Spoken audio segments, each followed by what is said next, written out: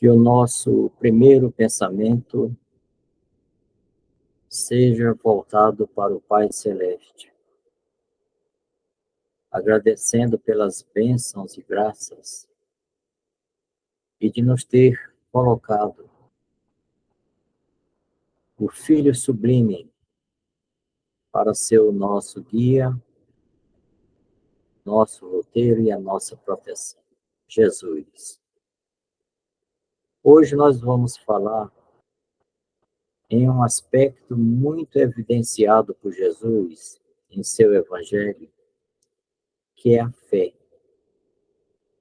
A fé e a vida. Dentro de uma página do Espírito Joana de Ângeles, na psicografia de Valdo Franco. Em Lucas 17, versículos 5 e 6, poder da fé, os apóstolos disseram ao Senhor: aumenta-nos a fé. O Senhor respondeu: se tivesseis fé como um grão de mostarda, dirias a esta moreira: arranca-te e replanta-te no mar, e ela vos obedeceria.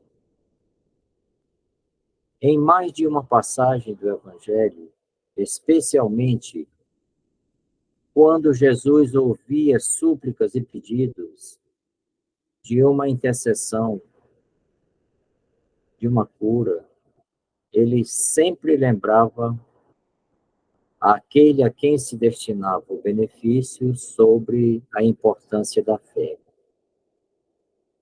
Um pai, em desespero em determinado momento, chega até próximo de Jesus e diz que a filhinha dele está morrendo. Vem e impõe sobre ela as mãos, para que ela seja salva e viva. Jesus, olhando e reconhecendo a aflição daquele pai, diz: não temas, crê somente. Ele então se dirige para a casa de Jairo, considerado por ele um dos homens de muita fé daquela época.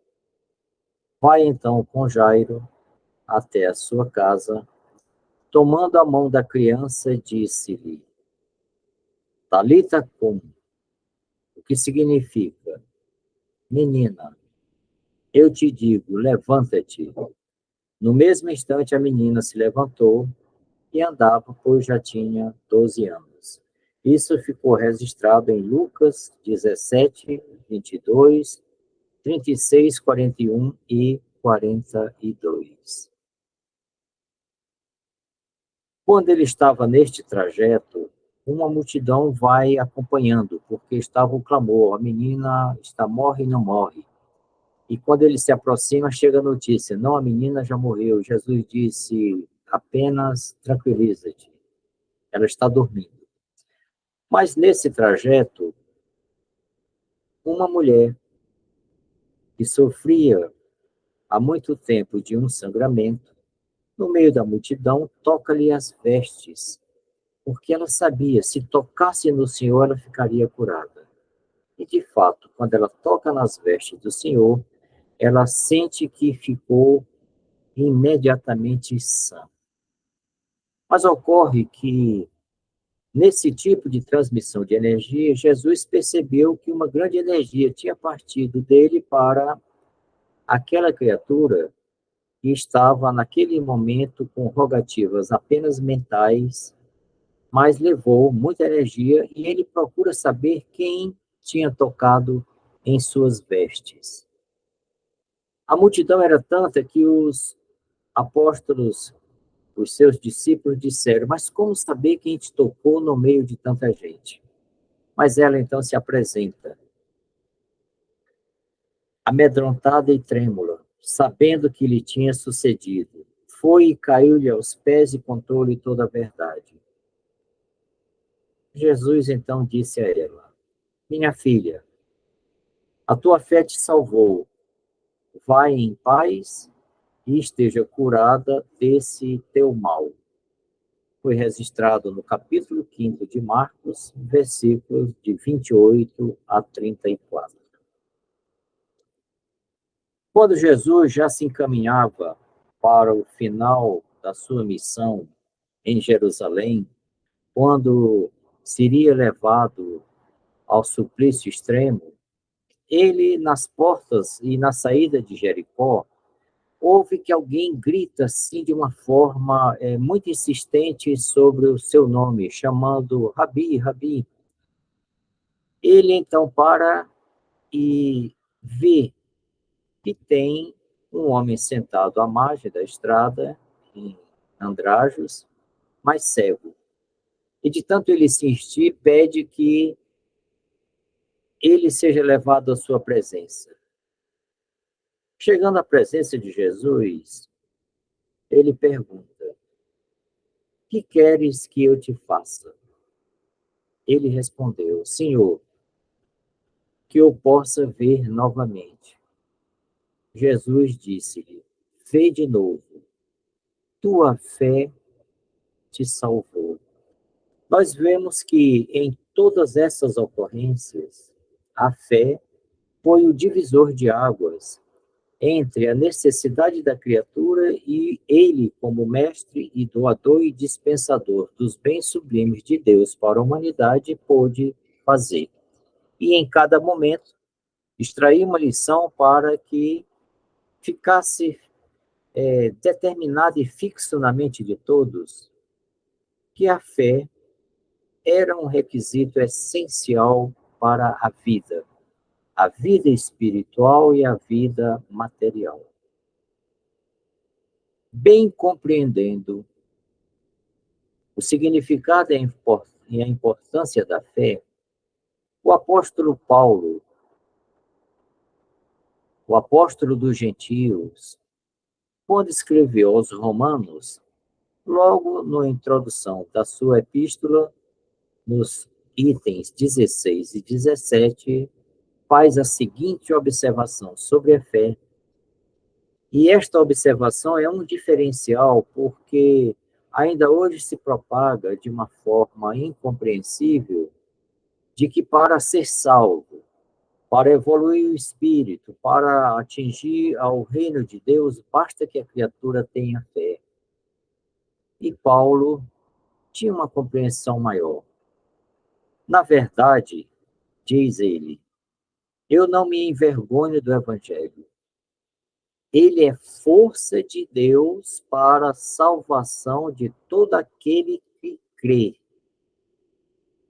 Na época, primeiro para os judeus, porque tinham a crença no Deus único. Mas ele disse também para o grego, significa para toda a gente. E complementa. Porque nele, a justiça de Deus se revela da fé para a fé, conforme está escrito: o justo viverá da fé. Isso está dentro daquela acepção de Jesus, que aquele que segue os meus mandamentos não viverá em trevas e terá a luz da vida. E quem vive os seus mandamentos, vive as bem-aventuranças, que está lá no capítulo 5 de Mateus, nos versículos de 3 a 11. Jesus deu o roteiro para que a criatura, realmente animada pela fé, saia do campo apenas da expectação, dos desejos e rogativas e parta para a ação propositiva no bem, cooperando, auxiliando, trabalhando, educando, buscando conhecimentos e realizando as suas experiências segundo aquele roteiro divino, iluminativo e de salvação efetiva, que resulta no progresso do espírito onde quer que ele se encontre em qualquer era.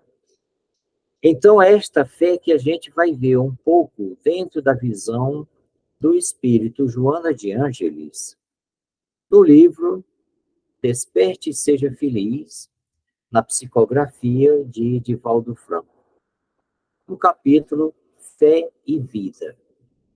Joana nos diz que a fé é a estrela polar em noite escura, apontando o rumo para a vitória. Quem busca a Deus, busca pelos dutos da fé e recebe do Senhor os haustos que vêm em forma de vida e plenitude, em que a criatura, assim conectada pelas esferas superiores da própria criação, por ele estabelecida e já amadurecida, chegam todas as ajudas, todos os auxílios, todas as vibrações benéficas, na forma de intuição, de inspiração, de forças, de alentos, de tal sorte que esta criatura, movida pela fé, ela tem um norte a seguir, ela sabe que mesmo não conhecendo o futuro, ela vai confiando que pela fé ela será conduzida cada vez mais próxima e na direção de Deus. A fé é razão fundamental para o triunfo, mais se agiganta tanto quanto mais exercitada. Fé sem ação é estéril. A fé tem que estar sempre envolvida em esforços, em empreendimentos construtivos, em desejos sadios, voltada sempre na direção do bem. A fé é a alma da vida, sem a qual esta última perderia o significado evolutivo. Muitas pessoas dizem que não têm fé. Elas querem dizer sobre fé religiosa, sobre uma determinada denominação, sobre um determinado conjunto de dogmas ou postulados, e que muitas vezes se contrapõe àquilo que ela racionalmente, aquilo que ela passou a compreender. Aqui estamos tratando de um sentido amplo, um espectro lato de alcance ilimitado em que a criatura, de onde se encontra, ela sabe que está no contexto de uma criação. Ela sabe que não é fruto do acaso. Ela sabe que existe ordenamento, existem leis que são observáveis e que, conhecendo essas leis, você começa a encadear outras. Sabe que toda causa vai produzir um efeito e que cada causa dependeu de uma eleição de escolhas, de prioridades. E essas escolhas e prioridades vão dar causas a efeitos, se forem, então, dirigidos pelos princípios do amor, da justiça, através dos mecanismos do trabalho, esta fé vai ser a alavanca da vida. É aquela que vai possibilitar que a criatura possa trilhar nas suas ações em busca de justas aquisições. Ou seja, tudo aquilo que verdadeiramente aproveita para o desenvolvimento da criatura no equilíbrio dinâmico que as leis do Senhor, as leis naturais, sábias, perfeitas e completas, como o próprio autor, delineiam, regram e mostram como deve a criatura se portar para que verdadeiramente seja feliz, como está posto na questão 614 do Livro dos Espíritos. Joana também nos diz que a fé é membro importante do contexto humano, cujo contributo fortalece as nobres conquistas da sociedade. Esta fé tem o caráter divino e tem o caráter humano. Divino quando o indivíduo está além daquilo que compõe o seu mundo interno, que precisa expandir, que precisa prosseguir, e ele ainda não apreendeu, ele não conheceu, ele não viu, ele não participou de experiências. É onde nós nos encontramos em relação ao futuro. Mas onde nós nos encontramos é resultado de uma longa trajetória de esforços, de erros e acertos, de experiências, de perseveranças, de testemunhos, e isto é o que promove o que se chama de o processo civilizatório. Da barbárie ao processo civilizatório, nós marchamos, nós galgamos alguns degraus a mais da escala evolutiva. Nós saímos do ponto inicial simples e ignorante para aportarmos nos páramos da razão, instrumento de grande latitude e de grande poder contributivo para o desenvolvimento do espírito. Como diz Flaccus, na introdução do livro Libertação, nós, os que nesse momento estamos na experiência comum de aprendizados na escola abençoada da Terra, aportamos nos limites da razão há precisamente 40 mil anos. Mas 40 mil anos ainda é um tempo muito pequeno para o espírito imortal, que já percorreu bilhões de anos desde o instante que Deus o criou até se encontrar na condição verdadeiramente de uma persona reconhecida como espírito, tal qual está na questão 76 de O Livro dos Espíritos. Ali somos realmente nós, seres já detentores da razão, com capacidade de exercitar o arbítrio segundo determinados regramentos que aos poucos vai se afeiçoando aos princípios gerais de justiça e de amor. Nós todos temos um certo senso do certo e do errado, do bom e do ruim, do que serve e do que não serve, do que constrói e do que destrói. Então, graças aos instrumentos da razão, além dos instintos, que são uma forma primitiva da inteligência, e a ele muito devemos na grande trajetória da nossa ancestralidade, mas hoje já somos aqueles que alcançaram, pelos seus próprios esforços, a possibilidade de estagiar agora num plano maior, que é o plano da razão. Fé e vida são, portanto, partes integrantes da equação do progresso. E ela vai nos mostrar um pouco o que a fé faz, trabalhando mesmo com elementos materiais dentro da sociedade de cada tempo, de cada época, como daquelas que Jesus antecipou há 2000 anos, de como devemos trabalhar o nosso mundo interno, como devemos trabalhar o nosso espírito para que um dia brilhe a nossa luz, como está em Mateus 5,16. Joana, então, nos diz que o cientista Inácio Semmelweis, estigmatizado pela intolerância da tradição e soberba da ignorância de sua época, porque sustentava o seu ideal de serviço na fé, permaneceu na busca da solução para o problema da infecção puerperal e tornou-se o pai da sepsia. Ele viu que havia muitas mortes por processos infecciosos e em diferentes meios, mas era recorrente em todos os ambientes hospitalares. Ele começou, então, a desconfiar que não era aquele organismo que estava, naquele momento, invadido por bactérias, coisas que só passaram a ser, de fato, conhecidas um pouco mais na frente. Ele sabia que alguma coisa do meio estava como que passando para aquele organismo e ali desenvolvendo as doenças, entre elas a infecção puerperal, que levou quantas mulheres ao desencarne mais rápido, que poderia ser evitável por simples processos de asepsia, como ele de fato comprovou. Durante o tempo que ele esteve em busca de encontrar uma resposta e mais esclarecimento sobre o problema, ele era estigmatizado pela inteligência médica da época, que achava que todos os resultados de morte eram processos naturais e que aquilo que ele estava se preocupando era mais uma fantasia. No entanto, perseverou e encontrou os meios de evitar quantas mortes que não são evitadas, inclusive até hoje.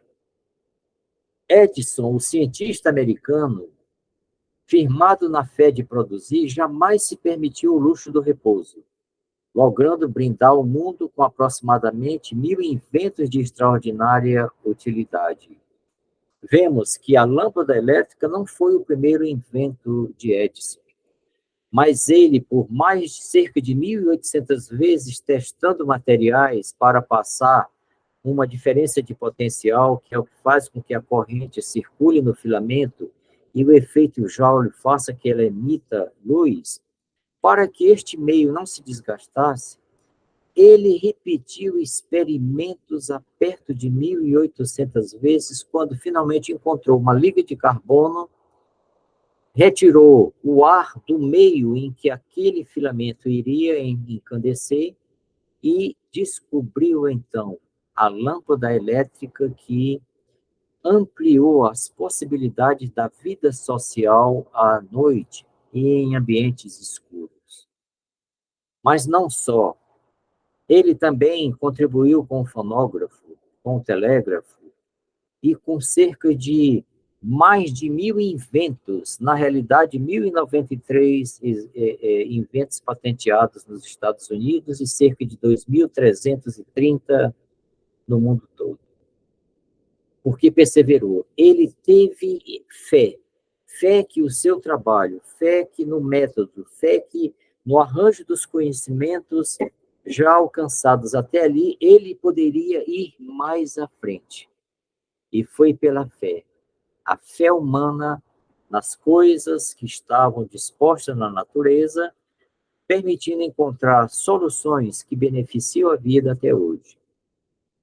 Colombo, do mesmo modo, apoiado nos estudos que fez sobre as cartografias e as viagens e os escritos de antigos, ele viu que tinha a possibilidade de navegar com uma certa segurança pelo oceano em busca de fazer uma volta ao oceano, porque ele sabia que a Terra era redonda.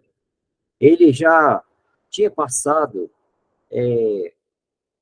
do mito, da crença que existia o abismo que levava às quedas infinitas, em que qualquer embarcação chegando nas bordas do abismo ali iria sucumbir.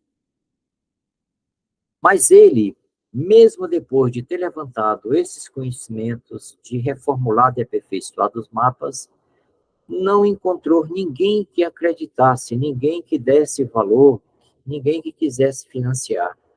É quando ele vai, então, aportar no reino de Espanha, né, de Isabel e Fernando, e consegue o financiamento para a grande navegação que resultou no descobrimento dos mundos, dos continentes ocidentais do Novo Mundo.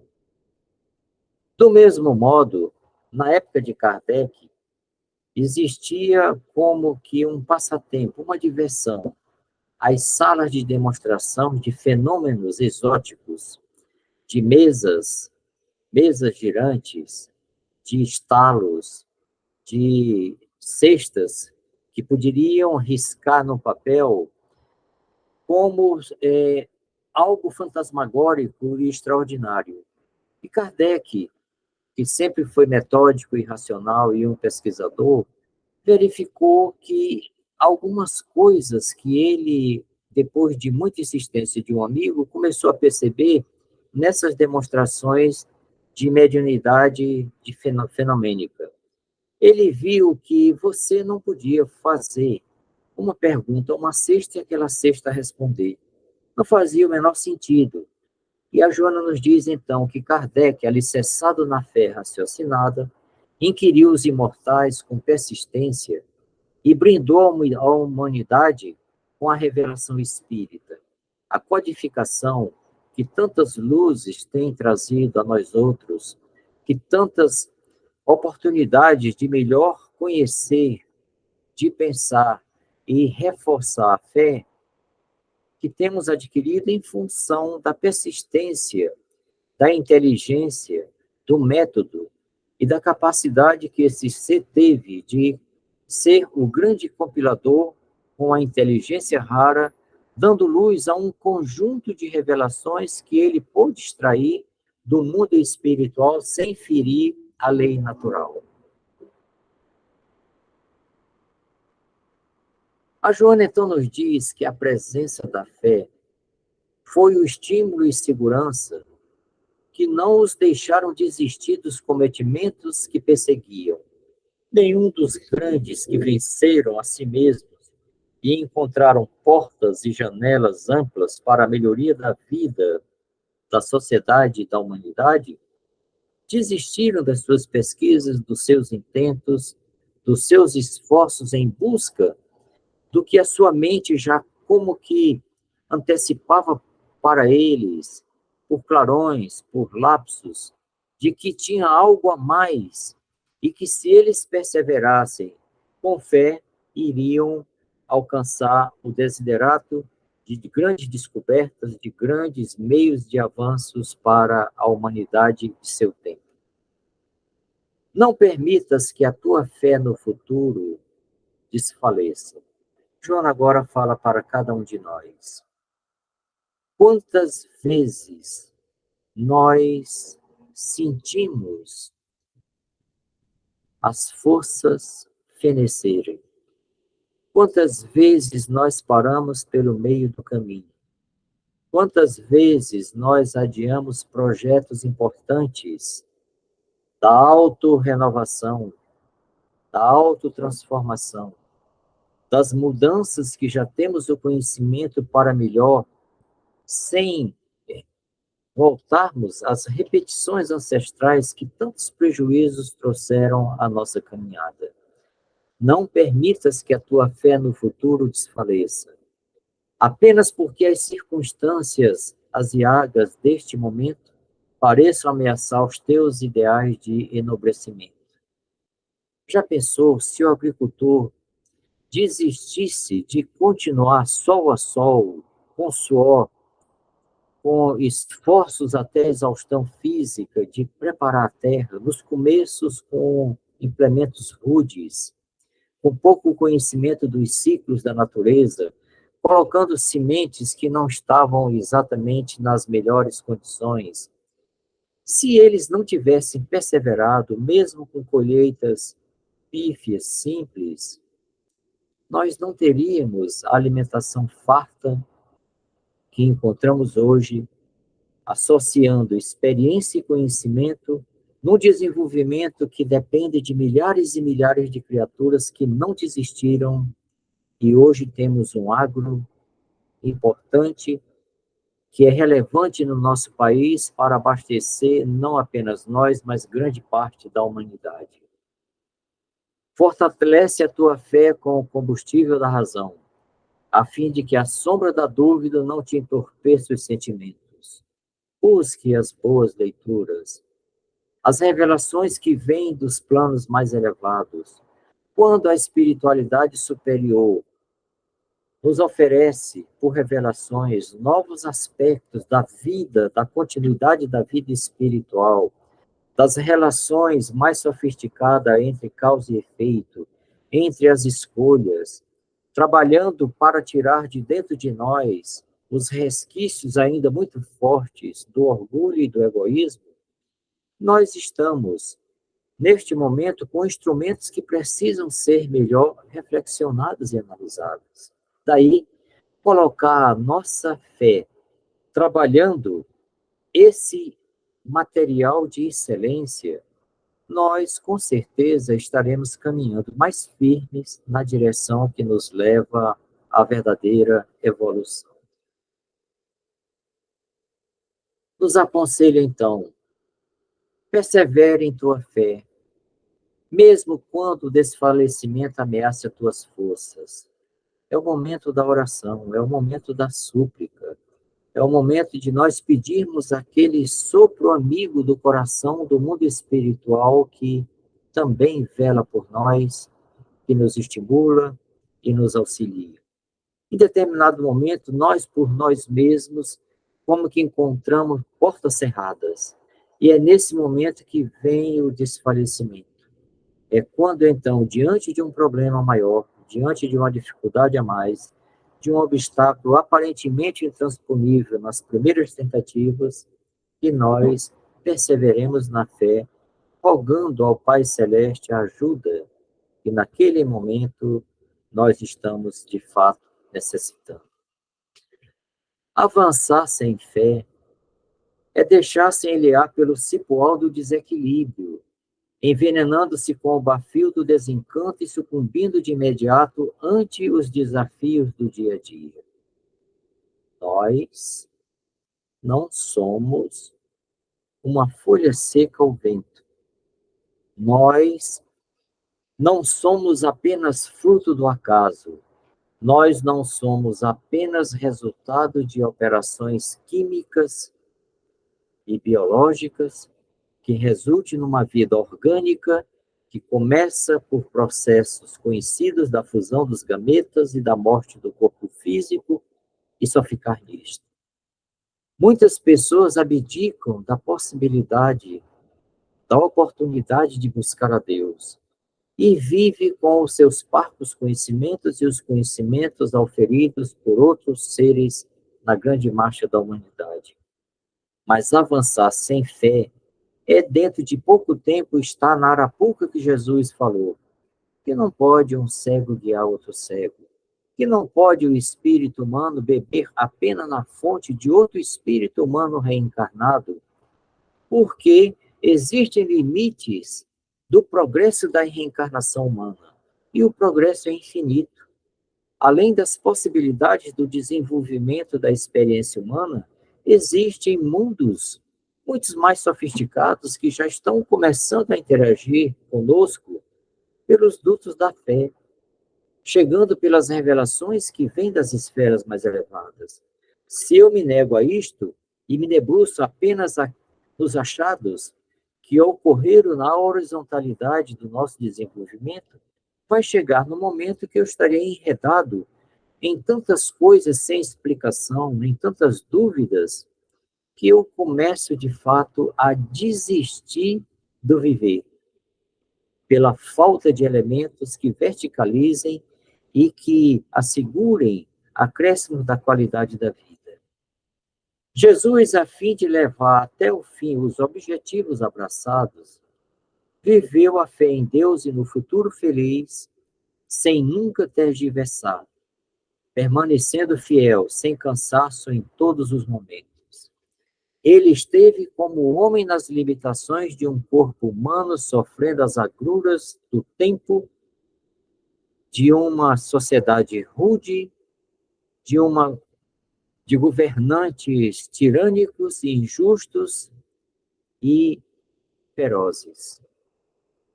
Conviveu com irmãos que não o compreendiam. Foi muitas vezes escorraçado de lugares porque tinham medo da presença dele trazer complicações. Foi perseguido por aqueles que deveriam ser os seus auxiliares, os sacerdotes do Sinédrio, que tanto fizeram para obstacularizar, para obstar, para demover o trabalho da luz do mundo entre nós. O pão da vida tudo resistiu. A luz do mundo nunca se abalou. E Jesus, do alto da sua conquista divina, mesmo constrito na condição humana, bem realizou as tarefas a que veio, deixando o maior celeiro de luz para alimentar o espírito humano, que é o Evangelho. A fé é a alma da caridade, que não a prescinde.